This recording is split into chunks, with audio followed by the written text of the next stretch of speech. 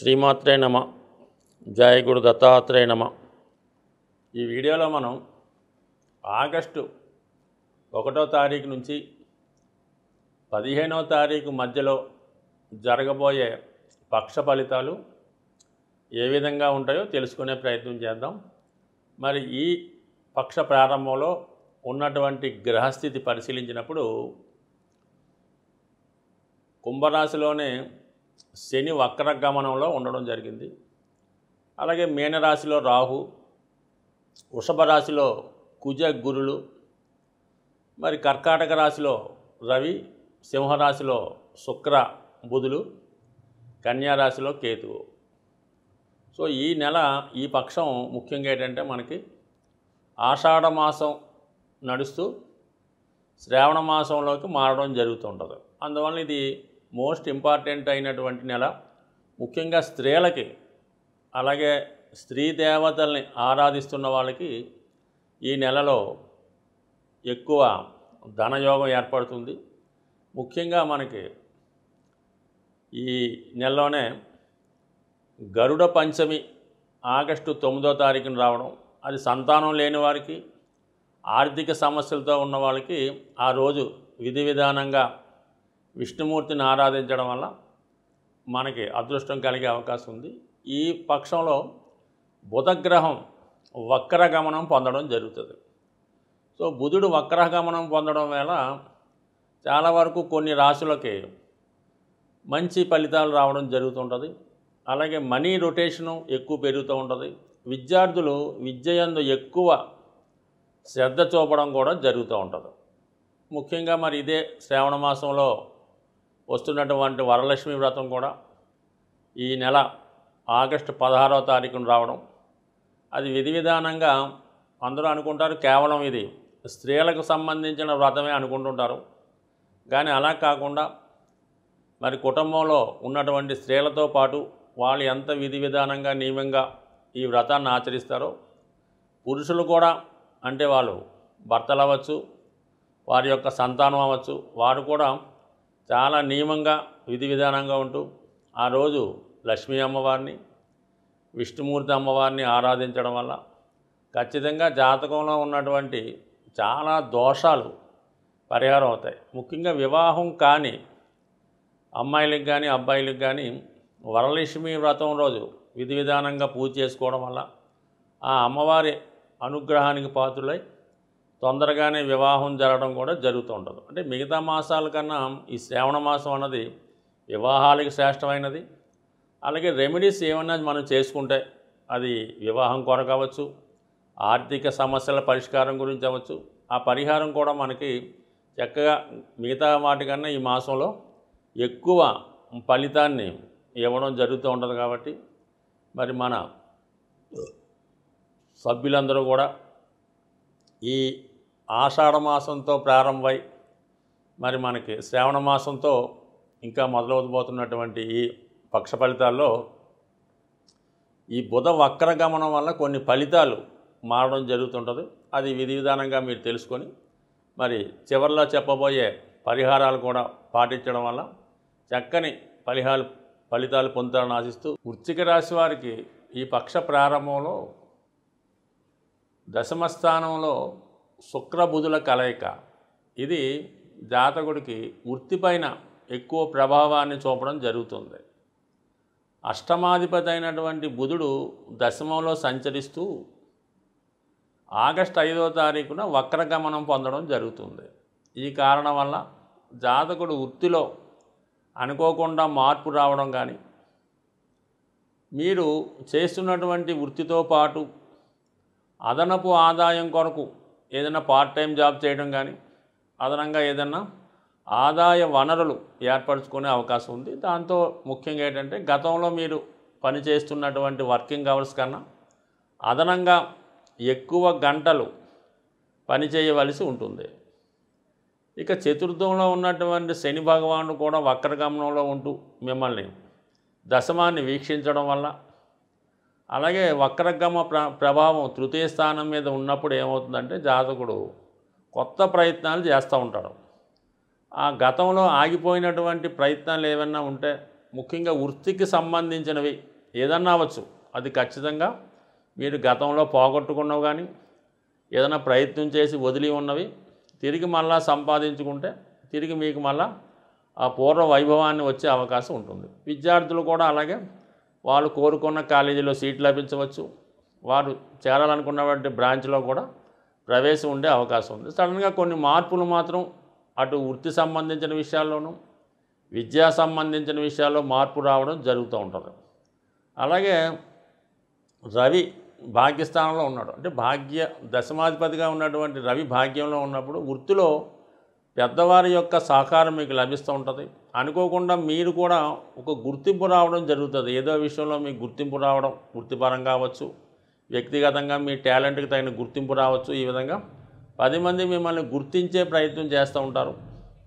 అలాగే మీరు గురువు కుజుడు అంటే మనకి రాష్ట్రాధిపతి కుజుడు ధనాధిపతితో కలిసి సప్తమంలో ఉండడం అంటే ఒక విధంగా మీలో ఉన్నటువంటి టాలెంట్ రుజువు చేసుకునే ప్రయత్నం జరుగుతుంటుంది. వివాహ విషయంలో మరి కొంతవరకు ఏదన్నా ప్రేమించి ఇష్టపడి పెళ్లి చేసుకునే అబ్బాయిలకు కానీ అమ్మాయిలకు కానీ కంపల్సరీగా ఇది ఏదో విధంగా పెద్దల నుంచి వ్యతిరేకత రావడం వల్ల కొంతకాలం పాటు ఈ వివాహ ప్రయత్నాలు అంటే ఎవరైతే ప్రేమించి పెళ్లి చేసుకుందాం అనుకున్నావో వాళ్ళు కొంతకాలం పాటు ఎడబాటుగా ఉండడం కానీ దూరంగా ఉండే స్థితులు కలిగే అవకాశం ఉంది. అంటే ఏదన్నా మరి ప్రేమ వ్యవహారాలు లాంటివి ఫెయిల్యూర్ అవ్వడం కానీ వాయిదా పడడం కానీ జరగవచ్చు. ముఖ్యంగా ఏంటంటే ఏదో విధంగా బ్రేకప్ లాంటిది కూడా జరగవచ్చు. ఎందుకంటే పంచమంలో రాహు ఉండడం వల్ల ఎవరైతే మీరు రిలేషన్లో ఉన్నారో లేదంటే పరస్పరం ఒక అవగాహనలో ఉన్నారో జీవితంలో ఎవరో ఒకరికి అంటే అబ్బాయికి కానీ అమ్మాయికి కానీ విదేశీ అవకాశం రావడం వల్ల వారి మధ్య ఎడబాటు అన్నది రావడం జరుగుతూ ఉంటుంది. ఆ ఎడబాటు కొంతకాలం అలా జరిగి తిరిగి అది వేరే దారి చూసుకునే విధంగా ఉండే అవకాశం ఉంది. కాబట్టి ఇది ఒక సూచన. అంటే వాళ్ళ జాతకంలో ఉన్నటువంటి దశలను బట్టి అప్పుడున్నటువంటి గ్రహస్థితిని బట్టి జరుగుతుంది తప్ప ఇప్పుడు ఉన్నటువంటి గోచారం అన్నది టెంపరీ. సరిగ్గా మనకి ఆగస్టు 26తో ఈ కుజుడు మీకు అష్టమ స్థానంలోకి వెళ్ళిపోతాడు. అప్పుడు ఆటోమేటిక్గా ఈ ప్రేమ పెళ్లి సంబంధంలో ఉన్నటువంటి సందిగ్ధత భయాందోళన తిరిగి మళ్ళీ మీకు ఫేవర్గా మారే అవకాశం ఉంది. ఇది ఒక గోచారం అన్నది ఎప్పుడు కూడా టెంపరీ సిచ్యువేషన్. బాగున్నా బాగోకపోయినా ఆ ఫలితాన్ని ఆ టైంలో అనుభవించడం జరుగుతూ ఉంటుంది. అది తప్పించుకోవాలనుకుంటే కొంత కాలం పాటు మనం దాన్ని పోస్ట్పోన్ చేస్తే ఆటోమేటిక్గా మనకి కొత్త అవకాశాలు రావడం జరుగుతూ ఉంటుంది. అంటే పాత నీరు పోయి కొత్త నీరు వచ్చినట్టు ఈ గోచారం కూడా ఎప్పుడు మారుతూ ఉంటుంది. కాబట్టి ఏది స్థిరంగా ఉండదు. ఇప్పుడు ఏనాటి శని స్థిరంగా ఉండదు. ఇప్పుడు అర్ధాష్టమ శని నడుస్తూ ఉంది వృశ్చిక రాశి వారికి. ఈ శని వక్రగమనం వల్ల ఏంటంటే అర్ధాష్టమ శని బలం కొంతగా తగ్గి మరి తృతీయ స్థానంలోకి రావడం వల్ల కొంతవరకు జాతకుడికి మళ్ళీ కొత్తగా విజయ అవకాశాలు అభివృద్ధికర అవకాశాలు రావడం జరుగుతుంది. సో అలాగే కొన్నాళ్ళకి మళ్ళీ అష్టమ శని వెళ్ళిపోయి 5వ స్థానంలోకి వెళ్ళడం ఈ విధంగా గోచారం మారుతూ ఉంటుంది. కాబట్టి ఇది టెంపరీ ఫలితం. దానికోసం పెద్ద కంగారు పడక్కర్లేదు. ఈ విధంగా మరి ప్రస్తుతం ఏదన్నా మీకు ముఖ్యమైనటువంటి విషయాల్లో ఇబ్బంది కలుగుతూ ఉంటే ఖచ్చితంగా మీరు లాభస్థానంలో కేతు ఉన్నాడు కాబట్టి దైవ అనుగ్రహం కంపల్సరీగా లభిస్తుంది. గురువు కూడా రాశిని వీక్షిస్తున్నాడు. ఈ 2 గ్రహాలు కూడా మిమ్మల్ని ఎట్టి పరిస్థితుల్లో కూడా ఎటువంటి ఇబ్బంది కలగనివ్వవు. ఖచ్చితంగా మీ యొక్క ఫెయిల్యూర్ని సక్సెస్గా మార్చి మీ యొక్క పుణ్య కార్యక్రమాలకి సరైనటువంటి ప్రోత్సాహం ఇవ్వడం జరుగుతూ ఉంటుంది. సరైనటువంటి రెమెడీ చేసుకోవడం వల్ల వృశ్చిక రాశి వారు ఉన్నటువంటి సమస్యల నుంచి ఖచ్చితంగా బయటపడే అవకాశం ఉంది. మరి ఈ నెలలో ఈ పక్షంలో వస్తున్నటువంటి పండగల్లో ముఖ్యంగా ఏంటంటే మనకి మాస శివరాత్రి. ఈ మాస శివరాత్రి ఆగస్టు 2వ తారీఖున రాబోతుంది. ఖచ్చితంగా ఆ రోజు శని యొక్క ప్రభావం ఉన్నవాళ్ళు లేదా రాబోతున్న వాళ్ళు కూడా ప్రతీ నెల ఒకసారి మాస శివరాత్రి రోజు ఏదైనా శివాలయంలో అభిషేకం చేసుకోవడం వల్ల అభిషేకం చేయడం కుదిరితే కనీసం శివాలయం దర్శించి ఒక 11 ప్రదక్షిణలు చేయటం వల్ల మీకు నెల మొత్తంలో శివుణ్ణి పూజించే ప్రభావం మీ ఖాతాలో వేయడం జరుగుతుంది. కాబట్టి మొత్తం రాబోయే ఈ నెలంతా మళ్ళీ మహాశివరాత్రి వచ్చేంత వరకు కూడా మీకు ఈ మాస శివరాత్రిలో చేసుకునే పుణ్యం ఎల్లవేళలా మిమ్మల్ని కాపాడుతుంటుంది. సో అందువల్ల కంపల్సరీగా మాస శివరాత్రి ఒకటి చేసుకోవడం. సో అలాగే మరి ఎక్కువగా సమస్యలతో ఇబ్బంది పడుతున్న వాళ్ళు, ఆర్థిక పరంగా మనం ఏమీ చేయలేకపోతాం అనుకున్న వాళ్ళు కంపల్సరీగా ఈ మనకి ఈ శ్రావణ మాసంలో వచ్చే తొలి గురువారం రోజు అంటే కంపల్సరీగా మీకు వస్తుంది. శ్రావణ మాసం మనకు ప్రారంభమవుతుంది ఈ పక్షంలోనే. తొలి గురువారం రోజు కంపల్సరీగా మీరు ఏదైనా గోశాలకు దర్శించడం కానీ, లేదా మీ కుటుంబంలో కానీ మీ దగ్గరలో ఏదైనా ఒక గోవు ఉన్నప్పుడు మీరు విధి విధానంగా స్నానం చేసి వీలైతే పసుపు రంగు బట్టలు, టీషర్ట్ అన్నా పర్లేదు, లేదంటే పంచా కండువా, లేదంటే పైన ఈ పసుపు రంగు వస్త్రాలు ధరించి మరి గోశాలలో శనగలు అంటే వరలక్ష్మి పూజకు ఉపయోగించే శనగలు కేజీంపావు జాగ్రత్తగా నానబెట్టి మీ చేత్తోనే నానబెట్టి అందులో నానబెట్టిన తర్వాత దాంట్లో ఒక పావు కేజీ బెల్లం, ఈ కేజీంపావు శనగలు, అలాగే ఈ పసుపు రంగు అరటిపళ్ళు, దేశవాళీ అరటిపళ్ళు పసుపు రంగు ఉంటాయి కదా, అవి ఒక 3 తీసుకోండి.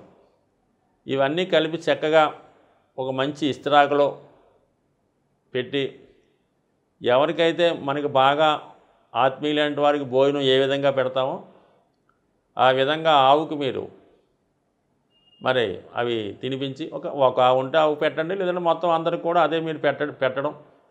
అలాగే ఆవు తింటున్న సమయంలో మీరు గోవు చుట్టూ 3 సార్లు ప్రదక్షిణ చేసి గోవు వెనక భాగంలో విధి విధానంగా నమస్కరించుకొని రావటం వల్ల కంపల్సరీగా మీకు మళ్ళా వచ్చే గురువారం వచ్చే లోపల ఎటువంటి ఆర్థికపరమైన సమస్య అయినా సరే ఖచ్చితంగా తీరవలసిందే. మళ్ళా ఇంకా తీరలేదనుకుంటే మళ్ళా వచ్చే ఆషాఢం, శ్రావణం, ఇంకా అలా ప్రతీ నెలలో వచ్చే మొదటి గురువారం రోజు కనీసం 3 సార్లైనా చేయండి.